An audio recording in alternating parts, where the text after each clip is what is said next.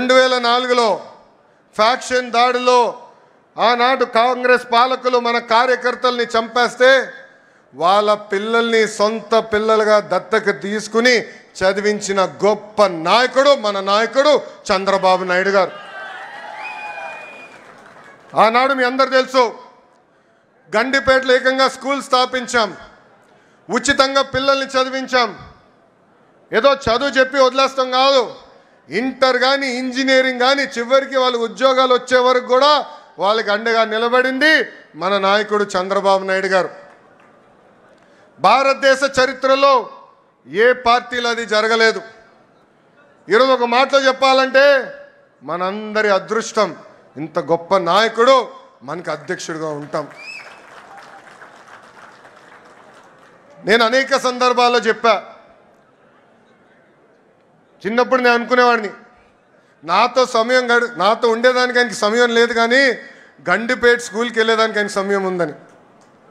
అప్పుడు ఆయన ఒక మాట అడిగా, ఎందుకు మీరు అంత సమయం గండిపేట స్కూల్కి ఇస్తున్నారని. అప్పుడు ఆయన ఒకటే అన్నారు, అరే ఫ్యాక్షన్ దాడిలో ఎవరన్నా చంపేస్తే తిరిగి కుటుంబం మొత్తం మళ్ళీ ఫ్యాక్షన్ చేయాలంటారు, ఆ ఫ్యాక్షనిజంకి హ్యూమనిజం ఇవ్వాలనేది నా లక్ష్యం, దానికి ఫుల్ స్టాప్ పెట్టే బాధ్యత నేను తీసుకుంటానని చెప్పారు. పాదయాత్రలో కుటుంబాలని కలిసా, ఆ పిల్లలు ఈరోజు పెద్దవాళ్ళయ్యారు. ఒక డెలాయిట్, ఒక టీసీఎస్ లాంటి సంస్థల్లో ఈరోజు పనిచేస్తాం జరుగుతుంది. నేను బయట ఎంత పోరాడుతున్నానో పార్టీలో కూడా నేను అంతే పోరాడుతున్నా. నా లక్ష్యం ఒకటే, పార్టీ కోసం అహర్నిశలు కష్టపడిన కార్యకర్తల నాయకులకి గుర్తింపు ఉండాలి. గ్రామ స్థాయి నాయకులు రాష్ట్ర స్థాయికి ఎదగాలి, పాలిట్ బ్యూరో రూమ్లో అడుగు పెట్టాలనేదే నా లక్ష్యం. పార్టీ ముందు ఒక ప్రతిపాదన ఉంచాను, 3 టర్మ్లు ఒక పదవి చేసిన తర్వాత పై పదవి కన్నా వెళ్ళాలి, లేదంటే ఒక్క టర్మ్ బ్రేక్ తీసుకోవాలి. జాతీయ ప్రధాన కార్యదర్శిగా నేను ఈరోజు 4వ టర్మ్లో ఉన్నాను. గౌరవ అధ్యక్షుడు వారిని నేను కోరేది, ఆ సంస్కరణ నాతో మొదలు పెట్టాలని ఈ సభాముఖంగా నేను కోరుతున్నాను. ఇది జరిగితేనే పార్టీలో కదలిక వస్తుంది, యువతకి రెక్కలొచ్చి రాజకీయాల్లో మెరుగైన అవకాశాలు వస్తాయి. నా స్టైల్ ఒకటే, సీనియర్ని జూనియర్ని సమానం గౌరవిస్తా, పనిచేసే వాళ్ళకే నేను ప్రమోషన్ ఇస్తా. పసుపు జెండా ఇంకో 40 ఏళ్ళు రెపరెపలాడాలి, దానికి ఎప్పుడు నిరంతరం పార్టీలో యువరక్తం పారాలి, దానికి అందరి సహకారం ఉండాలి. పెద్దలందరూ కూడా ఈరోజు పాలిట్ బ్యూరో సభ్యులందరూ కూడా యువకుల్ని పెద్ద ఎత్తున ప్రోత్సహిస్తున్నారు. రండి, కదలి రండి, ఒక ప్రపంచనంగా ఆంధ్ర రాష్ట్రాన్ని ముందలు తీసుకెళ్దామని ఆంధ్ర రాష్ట్ర ప్రజలు కూడా పిలిపిస్తూ, నేను ఎక్కడికి వెళ్ళినా రెడ్ బుక్ గురించి డిస్కషన్. నేను అనుకుంటున్నా రెడ్ బుక్ గురించి మాట్లాడాల్సిన అవసరం లే, ఎందుకంటే రెడ్ బుక్ చెప్పగానే కొంతమంది గుండుపోటు వస్తుంది, రెడ్ బుక్ చెప్పగానే కొంతమంది బాత్రూంలో కాలు జారి చెయ్యరగొట్టుకున్నారు. అర్థమైందా రాజా? అర్థమైందా రాజా? అధికారంలో ఉన్నామని గర్వం వద్దు, ఈగోలు వద్దు, అందరం కలిసికట్టుగా ప్రజల కోసం కార్యకర్తల కోసం అహర్నిశలు కష్టపడాలని మీ అందరు తెలుపుకుంటూ, నాకు ఇంత అద్భుతమైన అవకాశం ఇచ్చిన జాతీయ అధ్యక్షుల వారు గౌరవనీయులు శ్రీ నారా చంద్రబాబు నాయుడు గారికి నా హృదయపూర్వక ధన్యవాదాలు తెలుపుకుంటూ మీ అందరి దగ్గర నుంచి సెలవు తీసుకుంటున్నాం. చంద్రబాబు నాయుడు గారు ఎట్లా ఉంటే వాళ్ళ అబ్బాయి ఉండడం, ఆయన లోకేష్ గారు అనుభవం ఉందో లేదో నాకు తెలియదు, అర్హత ఉందో నాకు తెలియదు, కానీ చంద్రబాబు నాయుడు గారు కుమారుడు కాబట్టి అడ్డగోలుగా వచ్చి మంత్రి అయ్యాడు, పరిపాలన చేశాడు, డామును మునిగిపోయింది, ప్రభుత్వం పడిపోయింది, మళ్ళీ మంగళగిరిలో గెలిచాడు. మొన్న గాలిలో 3 జెండాలు 4 జెండాలు పట్టుకోవటం వల్ల గెలిచాడు, మళ్ళీ మంత్రి అయ్యాడు. ఇవాళ విర్రవీగుతూ ఉన్నాడయ్యా దుంపదేగా. ఇవాళ చూసి నేను మాట్లాడతాను, రెడ్ బుక్ ఎక్కడికి వెళ్ళినా రెడ్ బుక్ అంటే చర్చ జరుగుతూ ఉంది, బాగానే ఉంది. రెడ్ బుక్ చూస్తేనంట కొందరికి గుండె జబ్బు వస్తుందంట, కొందరు ఏమైనా బాత్రూంలో పడి చేతులు ఎరగొట్టుకుంటున్నారంట. వ్యంగ్యం రాజా భలే వ్యంగ్యం మాట్లాడతావు రాజా నువ్వు అంటే రెడ్ బుక్ చూసి మా నానికి గుండె జబ్బు వచ్చిందంట, కొడాలి నానికి. రెడ్ బుక్ చూసి మా పెద్దిరెడ్డి గారు బాత్రూంలో పడిపోయాడంట. అదేగా నీ అర్థం? రాజా, లోకేష్ బాబు, పసిరాజా గుర్తుపెట్టుకో. మీ నాన్నగారు స్కిల్ స్కామ్ కేసులో వెళ్ళాడుగా జైలుకి, రాజమండ్రి కోర్టులోకి వెళ్ళి రిమాండ్ ఇవ్వడానికి లేదని ఇవాళ 2,86,00,000 పే చేసినటువంటి లోద్రాన్ని తీసుకొచ్చారుగా, ఆర్గ్యూ చేశాడుగా మఫ్సల్ కోర్టులో, సిఐడి కోర్టులో.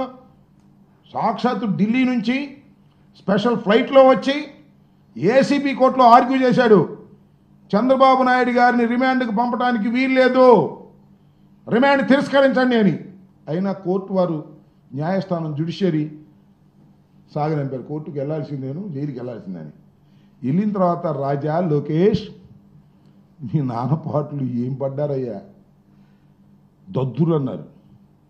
దద్దుర్లు కింద దాకా వెన్నుపూసు కింద దాకా వచ్చేస్తున్నాయి అన్నారు, రాత్రిపూట దోమలు కొడుతున్నాయి అన్నారు. అంతేకాదు శరీరంపై పొక్కులు ముడుస్తున్నాయి అన్నారు. మాకు తెలియదు, మీరన్న మాటలే మీడియాలో, మా నాన్నగారికి శరీరం మీద పొక్కులు ముడుస్తున్నాయండి అన్నారు.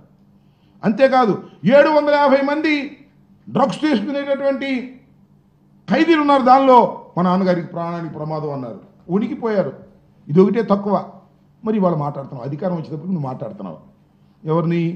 మా నానిని, మా పెద్దిరెడ్డి గారిని. అహం, అంత అహం పనికిరాదు రాజా. ముందుంటుంది ముసళ్ళ పండగ, భగవంతుడు అన్నీ చూస్తూనే ఉంటాడు. ఇవాళ నువ్వు విర్రవీగి ఎర్ర బుక్కు గురించి మాట్లాడుతున్నావే, ఇవాళ రాస్తున్నారు అందరూ, ప్రతి ఊళ్ళోనూ బుక్కులు రాస్తున్నారు, వాట్సాప్ టక టక టక రాస్తున్నారు బుక్కులు, అందరు బుక్కుల్లో నీ పేరే లోకేష్ రాజా అని రాస్తున్నారు. తొందరపడమాక, భగవంతుడు ప్రజాస్వామ్యం చూస్తూ ఊరుకోదు. ఎగతాళిగా గేలి చేసేటటువంటి కార్యక్రమాలు చేస్తే ఆవిర్భావ దినోత్సవాన్ని మర్చిపోయి ఎగతాళి దినోత్సవంగా మార్చేసేటటువంటి కార్యక్రమాలు చేస్తే కాలం సహిస్తూ ఊరుకోదు, ప్రజలు సహిస్తూ ఊరుకోరు. తెలుగుదేశం పార్టీకి పనిచేసిన వాళ్ళు, అయ్యా మాకు పదవులు కావాలని తిరుగుతున్నారు, కాగితాలు ఇస్తున్నారు, వాళ్ళ సంగతి చూడవయ్యా అంటే ఏం కాదు. కక్ష సాధింపులే ప్రధాన ధ్యేయంగా ఇవాళ నడుపుతా ఉన్నారు. మీ ఆవిర్భావ దినోత్సవం రోజు కూడా మేము సూపర్ 6 చేయము, ఇచ్చిన వాగ్దానాలు నెరవేర్చం, కానీ ఎవరన్నా మాట్లాడితే రోపలేస్తాం, ఎవరన్నా సోషల్ మీడియాలో మాట్లాడితే కేసులు పెడతాం. కోర్టులు ఏ విధంగా స్పందిస్తున్నాయో చూడమని మనవి చేస్తున్నా. మా ప్రేమ్ కుమార్ని అరెస్ట్ చేసినందుకు కోర్టు వారు ఏ విధంగా వార్నింగ్లు ఇచ్చేటటువంటి పరిస్థితి వచ్చిందో ఆలోచించమని మనవి చేస్తున్నా. కాబట్టి మీ రెడ్ బుక్ రాజ్యాంగం కానీ లేదా మీరు ఇచ్చినటువంటి వాగ్దానాలను అమలు చేయకోకుండా పారిపోయేటటువంటి ఒక పిరికి బందల్లాగా, మోసగాళ్ళలాగా వ్యవహరిస్తున్నటువంటి మీకు ఆవిర్భావ దినోత్సవం మీది కాదు. పాపం నందమూరి తారక రామారావు గారిని, వారిని అతి దారుణంగా వెన్నుపోటు పొడిచి లాక్కుని ఇవాళ కబ్జా చేసి మీ ఇద్దరు మాట్లాడుతూ ఉన్నారు.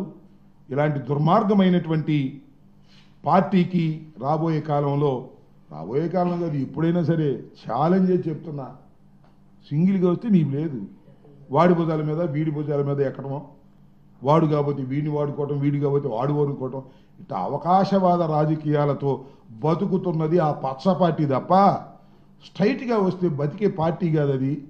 అది ఒక సత్తా లేని పార్టీ, ఊరికి అధికార మదంతో వాపు చూసి బలం అనుకునేటటువంటి రాజకీయ పార్టీ తప్ప శక్తిహీనమైనది ఈ రాజకీయ పార్టీ. 43వ ఆవిర్భావ దినోత్సవాన్ని తీసుకొని 44వ ఆవిర్భావ దినోత్సవానికి ప్రవేశిస్తున్నటువంటి మీ పార్టీ ఒక పేక మేడ లాంటిది, ఎవరిదైనా పడిపోద్దనే విషయాన్ని గుర్తుపెట్టుకోండి. వాళ్ళని వీళ్ళని అడ్డం పెట్టి బతుకుతున్న జీవితాలు మీవి, రాజకీయ జీవితాలు మీవి గుర్తుపెట్టుకోవాలని ముఖ్యంగా చంద్రబాబు నాయుడు గారి కుమారుడైనటువంటి లోకేష్ రాజా గారికి వ్యంగ్యంగా మాట్లాడమాక రాజా, నీకు వ్యంగ్యంగా మాట్లాడితే భగవంతుడు నీకు కావాల్సినంత ఇస్తాడు రాజా అనేది కూడా గుర్తుపెట్టుకోమని ఈ సందర్భంగా చెప్పదలుచుకున్నాను. ఆడిపోసుకున్నావా? అది కాదు, తెలుగుదేశం పార్టీని ఆడిపోసుకున్నట్టు దీన్ని ఒకటి తప్పు చెప్పమన్నా లోకేష్ని, ఆ రాజాని. నేను చెప్పింది అసలు చంద్రబాబు నాయుడు ఈ పార్టీ పెట్టినప్పుడు ఎక్కడ ఉన్నాడు అని చెప్పండి సార్. లోకేష్ లేడు అనుకో, అసలు అప్పుడు ఇతను ఎక్కడ ఉన్నాడు, ఏ పార్టీలో ఉన్నాడు? నేను ఆడిపోసుకుంది ఏంటి? మేము కూడా ఇంకో పార్టీతో జత కడతాం లేదు తర్వాత సంగతి. మా జెండా గొప్పది, రెపరెపలాడుతుంది, పేదల కోసం పోరాడుతుంది, అధికారంలోకి వచ్చింది. ఎప్పుడు అసలు ఒక్క మాట చెప్పు నాకు, ఎప్పుడైనా మరొక పార్టీతో జత కట్టుకోకుండా తెలుగుదేశం పార్టీ అధికారంలోకి వచ్చినటువంటి సందర్భం ఏది చెప్పు ఏంటి చంద్రబాబు నాయుడు గారిని అడుగుతున్నా. ఎప్పుడు ఎవడో ఒకరిని 2 సంకల్లోనూ 2 కర్రలు పెట్టుకుని నడవడం తప్ప సొంతంగా నడవగలిగిన శక్తి చంద్రబాబుకు ఉందా, వాళ్ళ అబ్బాయికి ఉందా? ఏ పవన్ కళ్యాణ్ భుజం మీదో లేకపోతే ఆ భారతీయ జనతా పార్టీ భుజం మీదో, ఈ 2 కాకపోతే సిపిఐ సిపిఎం భుజం మీదో, ఇవన్నీ కాకపోతే కాంగ్రెస్ భుజం మీదో ఎక్కడం తప్ప నీకు అసలు సొంతంగా నడిచే శక్తి ఉందా? ఎందుకు ఊరికి అధికారం ఉందని డప్పాలు కొట్టుకునే కార్యక్రమం తప్ప నేను చెప్పిన దానిలో ఏముంది? నేను ఎక్కడ ఆడిపోసుకున్నాను, ఎక్కడ అవాస్తవం చెప్పాను చెప్పమని అడుగుతా ఉన్నా.